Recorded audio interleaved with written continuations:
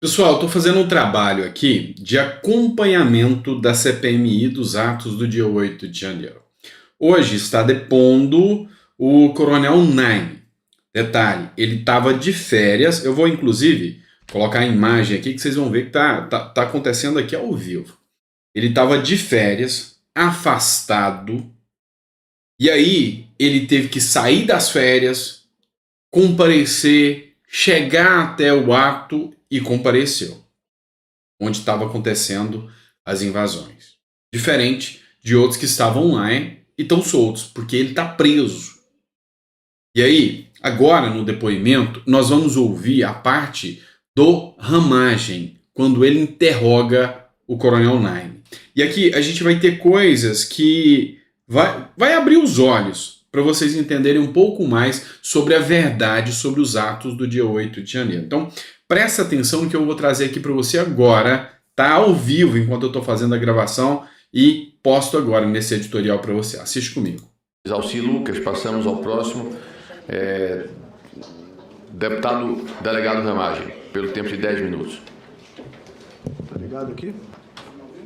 Aí? Tá, né? Nessa primeira parte, Cumprimentar o presidente, cumprimentar a mesa. ele enche um pouco de linguiça e pergunta a atuação do Coronel Naime, mas presta atenção como ele chega depois no ponto de interesse aqui. Coronel Naime, qual a sua experiência atuando em policiamento de manifestações e em controle de distúrbios civis? Excelência.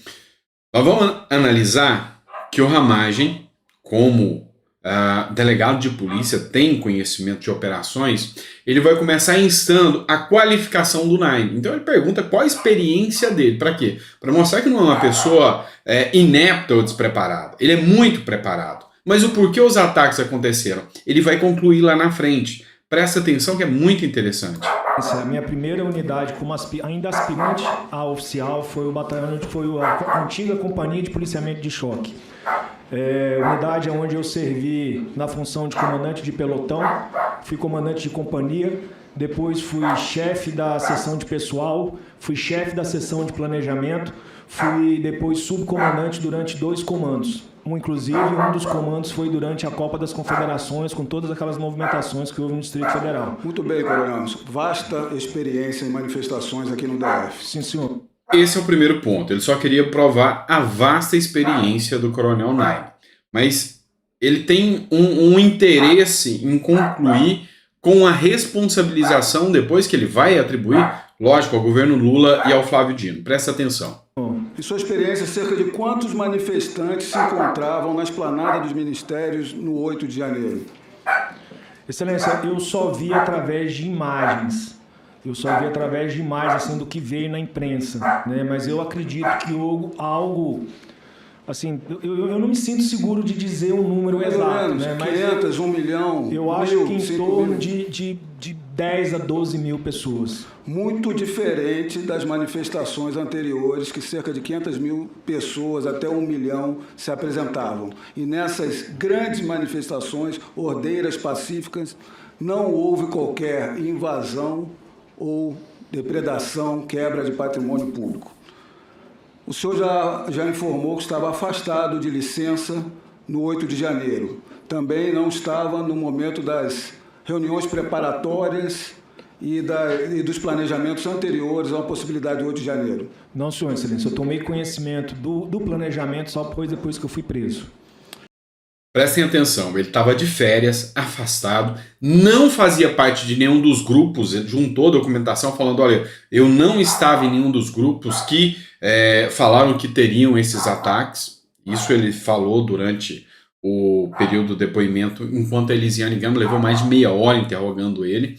E o que a gente percebe aqui é que o Ramagem está utilizando técnicas de interrogatório da própria polícia, com a experiência que ele tem.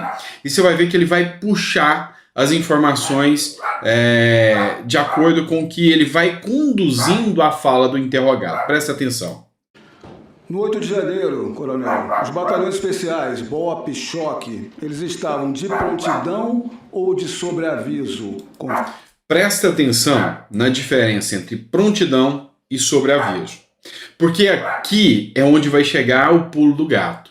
ele vai demonstrar a diferença de tempo para chegar até o Palácio do Planalto e no final ele vai mandar quem deu a ordem para estar de prontidão ou sobreaviso. E aí a responsabilidade sobre quem estava a atribuição de determinar que a polícia militar deveria estar lá. Presta atenção.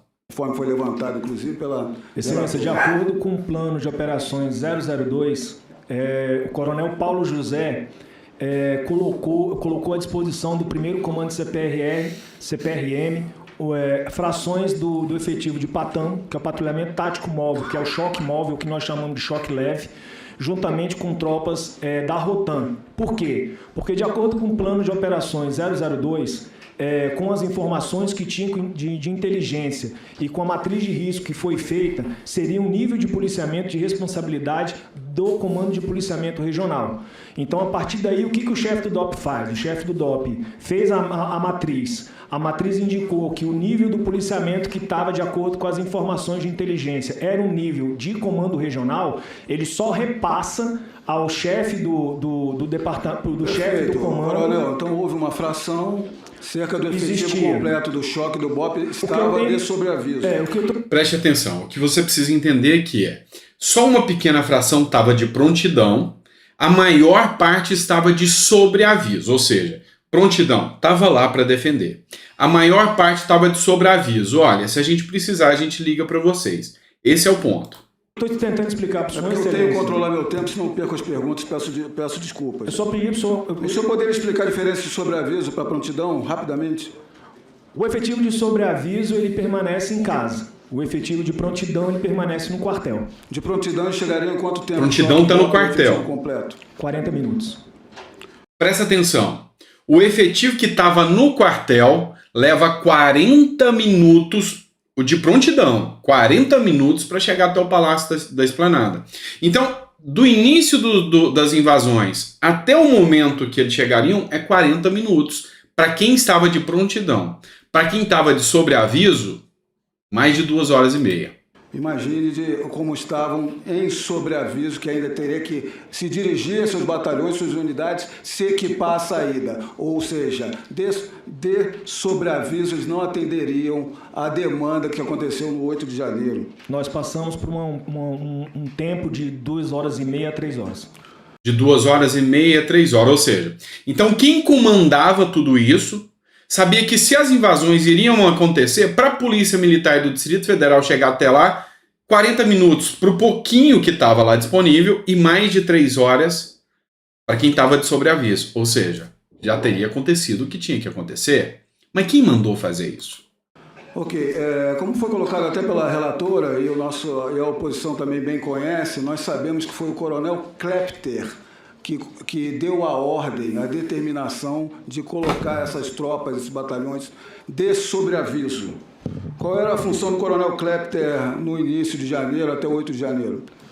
Até então esse nome, Coronel Klepter, não tinha sido levantado, mas ele era da Polícia Militar do Distrito Federal, está solto e era o responsável por dar essas ordens de quem ficaria assim, sob aviso e quem ficaria de prontidão. Ou seja, ele determinou que levaria ou 40 minutos ou 3 horas, ele sabia disso. E aí, aqui entra o ponto que o Ramagem quer definir. Presta atenção.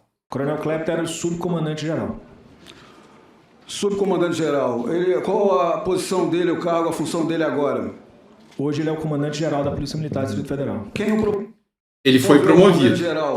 Ele foi promovido. E quem promoveu ele? Doutor Ricardo Capelli. Ricardo Capelli, o interventor, o promoveu, a pessoa que colocou as tropas todas de sobreaviso e não de prontidão. Ricardo Capelli, antes de ser interventor, ele trabalhava em que ministério? Excelência, que eu tenho conhecimento do Ministério da Justiça. Então presta atenção. Presta atenção. O Klepter, ele trabalhava e ele era o responsável por organizar as tropas. Por ordem dele, as tropas levariam cerca de 3 horas para chegar até o local das invasões. Depois que passou o tempo, quem estava de férias foi preso, que é o Naime. O Klepter foi promovido. Promovido por quem? Por quem o Lula indicou, para ser o interventor depois que o Ibanez separou-se, ou seja, foi afastado. Trabalhava com o Dino, dentro do Ministério da Justiça. chegou à conclusão do fato. 2 do Ministério da Justiça do senhor Flávio Dino. Por que os requerimentos do senhor Capelli não foram aprovados nessa CPMI? O senhor está perguntando para mim? É porque eu sei que o senhor não sabe, mas nós aqui sabemos o porquê. O senhor mesmo de licença, o senhor vestiu a sua farda e foi à esplanada tentar evitar que manifestantes invadissem e depredassem patrimônio público. Onde estava o coronel Klepter? Ele estava no Gabinete de Gestão de Crise na Secretaria de Segurança. Ele chegou na presença de quem ao Teatro de Operações? Juntamente com o Dr. Capelli. O senhor declarou que a entrada nos prédios públicos no 8 de janeiro foi fácil e diferenciada. Isso comparado... Vamos lá, só para você entender um pouco mais. O Klepter chegou já junto com o Capelli. Você tem noção? O Naime, que é esse que está depondo, teve que sair das férias dele, chegar em casa, trocar de roupa e comparecer no local.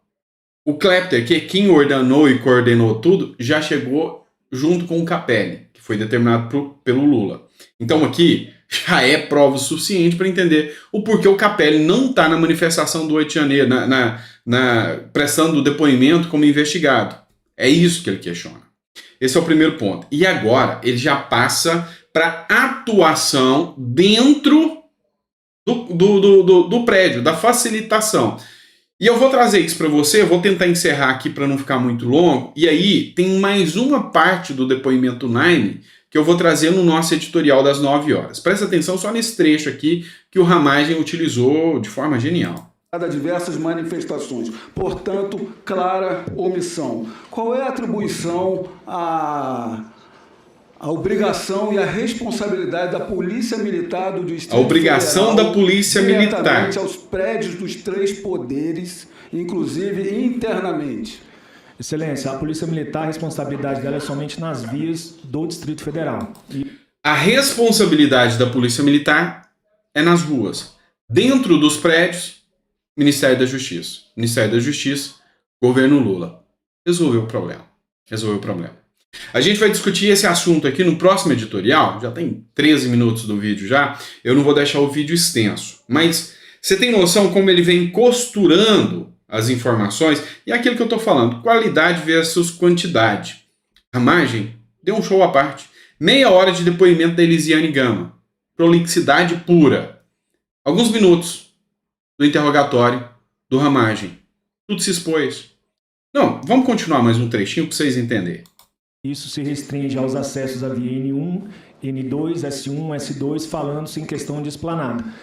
Eu cito para os senhores, historicamente, eu operando de choque, inclusive na época do movimento do Passe Livre, eu lembro que o excelentíssimo senhor senador Renan Calheiros era o presidente dessa casa, e ele mesmo deu a determinação que a polícia de choque não podia entrar no Congresso, pois nós não temos jurisdição aqui dentro. A jurisdição é... Vocês entenderam que por uma resolução do Renan Calheiros, a tropa de choque da Polícia Militar não pode entrar dentro do Congresso, não é responsabilidade dele, tem a Polícia Legislativa, nem dentro do Planalto e nem dentro do STF. Não é a atribuição desse cara que está preso. É isso que encerra o assunto. É isso que mata o assunto. Presta atenção. Aqui é da Polícia Legislativa. Então a Polícia Militar ela age dos limites do Congresso para fora. E limites do Congresso para fora. A Polícia Militar houve alguma intervenção que eu estava à frente, que nós entramos aqui no Congresso, foi com autorização do presidente da casa. E eu por várias vezes já presenciei fatos dos manifestantes invadirem a chapelaria, a tropa de choque da Câmara Legislativa, da Câmara dos Deputados ou do Senado Federal conseguir conter ali na chapelaria, enquanto a Polícia Militar se reorganizava e retirava essa tropa de volta para as vias. Só que dessa vez, assim, realmente foi impressionante como foi fácil adentrar os prédios públicos. Acabou o interrogatório, acho que já você não precisa entender mais nada. Facilitaram o acesso. Demora da Polícia Militar em chegar lá.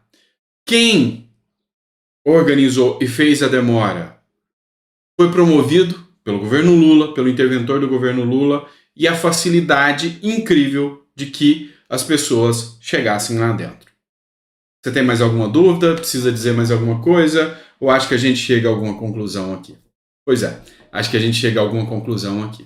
E aí é onde eu vou te pedir para compartilhar esse vídeo, mandar para mais pessoas, porque eu te garanto uma coisa, esse tipo de informação, com esse tipo de análise, você não irá conseguir na mídia tradicional. Grande abraço, fica com Deus e até o próximo editorial.